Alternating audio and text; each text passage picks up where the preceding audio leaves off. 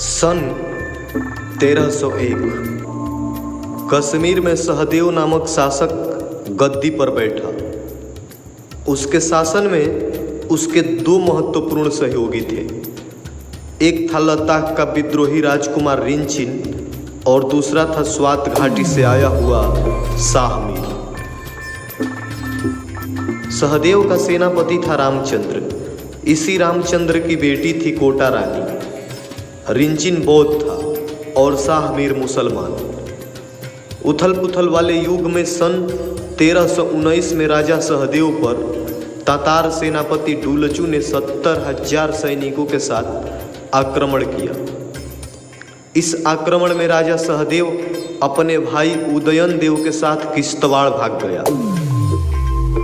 हालांकि रामचंद्र, रिंचन और शाह मीर ने मिलकर डुलचू का मुकाबला किया, मगर डुलचू घाटी में ही टिका रहा और उसने घाटी में कत्लेआम का आदेश दिया।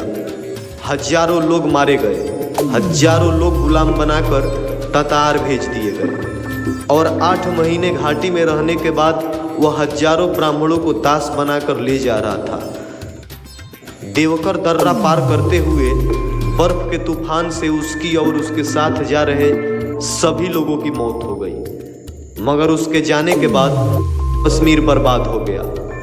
उसके बाद किश्तवाड़ ने के गद्दियों ने कश्मीर पर आक्रमण किया, मगर रामचंद्र के द्वारा भेजी गई सेना ने उन्हें वापस खदेड़ दिया और रामचंद्र ने खुद को राजा घोषित कर दिया।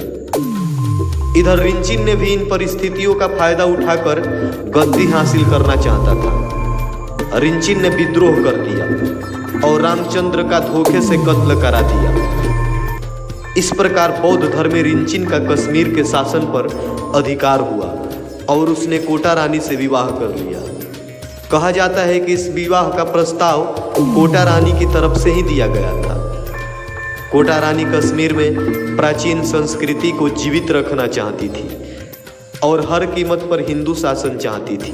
रानी कोटा ने रिंचिन को हिंदू धर्म के प्रति भी आकर्षित कर लिया और उसे भारतीय धर्म और संस्कृति का इतना प्रेमी बना दिया कि रिंचिन हिंदू धर्म स्वीकारने को भी तैयार हो गया।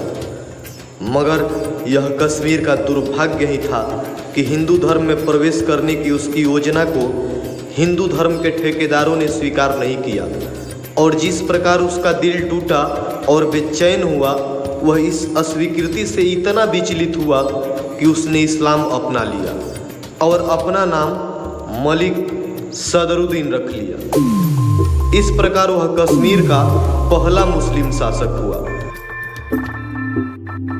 मगर जल्द ही एक बार फिर से विपत्तियों का आगमन हुआ और सहदेव के भाई उदयन देव ने रिंचिन के खिलाफ विद्रोह कर दिया। लड़ाई में रिंचिन गंभीर रूप से घायल हुआ और उसके कारण सन 1326 में उसकी मृत्यु हो गई।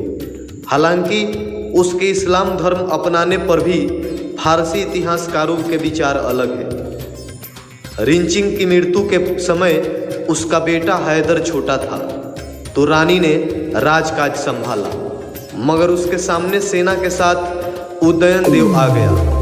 अपने राज्य की सुरक्षा को ध्यान में रखते हुए और अपनी संस्कृति को बनाए रखने की ललक ने एक बार फिर कोटा रानी का फैसला लेने पर विवश कर दिया।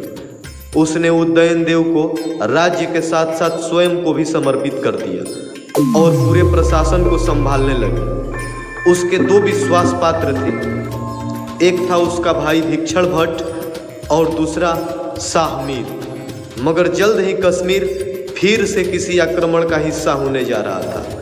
कश्मीर पर एक और तातारी सरदार ने सैकड़ों तातारी लोगों के साथ आक्रमण कर दिया। अपने भाई सहदेव की तरह उदयन देव भी इस भीषण परिस्थितियों में अपनी पत्नी और राज्य को छोड़कर तिब्बत की तरफ भाग गया। मगर रानी भागी नहीं। उसने अपनी सेना में जोशीला भाषण दिया, सेना को उसके कर्तव्य याद दिलाए, उनमें जीत के लिए जुनून पैदा किया। अपने भाई भिक्षण भट्ट और शाह मीर की मदद से उस सेना को भगा दिया। उसकी देशभक्ति की अपील ने स्थानीय नागरिक पर असर किया और उसकी आवाज पर स्थानीय नागरिक भी युद्ध का हिस्सा बन गए। उन आक्रमणकारियों का खतरा टलने के बाद उदयनदिन वापस आ गया। उसने शाह मीर और उसके बेटे को महत्वपूर्ण पद दिए। इस प्रकार कश्मीर पर हिंदू शासन बनाए रखने में रानी सफल रही। सन 1341 उदयनदेव की मृत्यु हो गई और कश्मीर पर एक बार फिर से खतरा मंडराने लगा।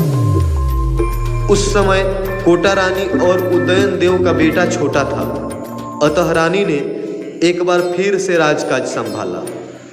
मगर इस समय तक शाह मीर में कश्मीर का पहला मुस्लिम शासक होने की हवस जाग चुकी थी और उसे माहौल भी अपने अनुकूल लगा। उसने पहले तो भिक्षण भट्ट को अपनी योजना में शामिल करने के लिए लालच दिया।